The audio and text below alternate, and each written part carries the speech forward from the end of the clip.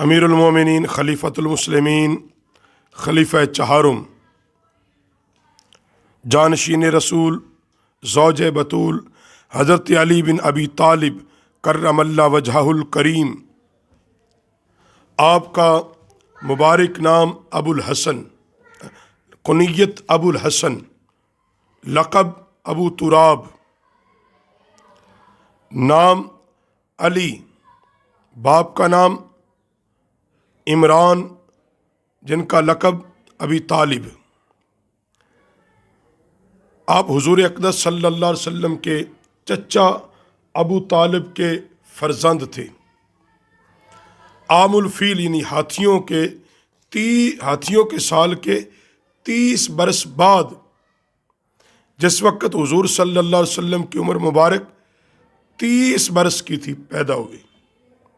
آپ کی ولادت 13 رجب جمعۃ المبارک کے دن حضرت علی المرتضیٰ خانہ کعبہ کے اندر پیدا ہوئے۔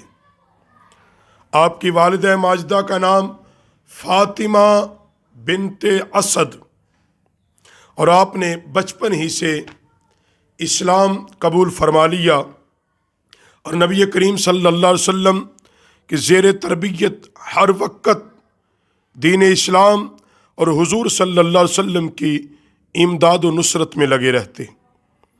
آپ مہاجرین اولین، عشرہ مبشرہ اور خصوصی درجات کے لحاظ سے آپ صحابہ میں ممتاز اور اعلیٰ تھے۔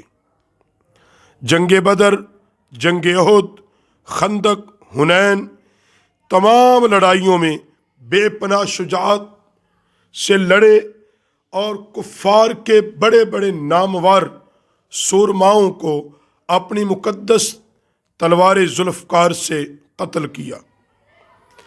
حضرت امیر المومنین عثمان غنی کی شہادت کے بعد انصار و مہاجرین نے آپ کے دست اقدس پر بیعت فرمائی اور آپ مسلمانوں کے چوتھے خلیفہ، اور آپ کی 4 سال 8 مہینے 9 دن مسند خلافت پر تشریف فرما رہے۔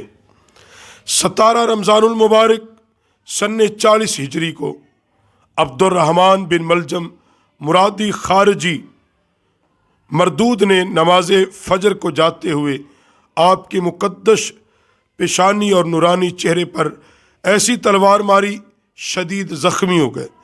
2 دن زخموں میں رہے اور 21 رمضان المبارک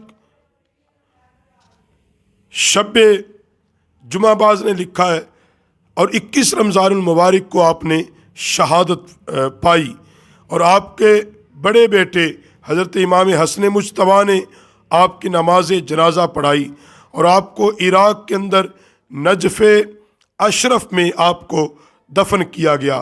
سیدنا علی المرتضیٰ کرم اللہ وجہہ الکریم حضور صلی اللہ علیہ وسلم کے داماد، اور جن کے بارے میں پیغمبر اسلام صلی اللہ علیہ وآلہ وسلم نے فرمایا کہ مردوں میں سے سب سے زیادہ میں علی سے پیار کرتا ہوں، اور علی کے لیے فرمایا کہ جس کا میں مولا اس کا علی مولا۔ حضرت علی المرتضیٰ کرم اللہ وجہہ الکریم کے لیے فرمایا علی کا چہرہ دیکھنا بھی عبادت ہے۔